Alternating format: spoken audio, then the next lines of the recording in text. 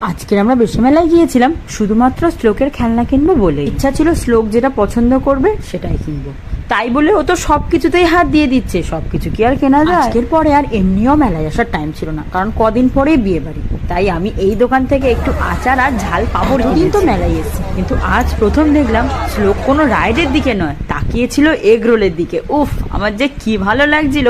শ্লোক একটু খাবার দিকে তাকাবে। আমার এই রাইডগুলো চড়তে খুব ইচ্ছা করে, শুধু শ্লোক থাকে বলে কিন্তু চড়তে পারি না। যাই হোক, এই সব কেনাকাটা ঘোরাঘুরি করে মাকে আজকে দূর থেকে দেখেছি, কারণ আজকে আমাদের হাতে বেশি সময় ছিল না। ফেরার পথে শ্লোকের জন্য কিন্তু এই লাইটিং তরোয়ালটা কিনেছি, যেটা কিন্তু শ্লোকের বেশ পছন্দ হয়েছে। কেনাকাটি সব হলো, কিছু না খেলে হয়, তাই রথতলা থেকে কিন্তু লস্যিটা মাস্ট। আমরা তো লস্যি খাচ্ছি, যেই শ্লোকের পাপা আমাকে একটু লস্যি দিচ্ছে অমনি কিন্তু শ্লোক আর চোখে দেখছে, কি ব্যাপার আমাকে না দিয়ে তুমি মাকে দিচ্ছ কেন?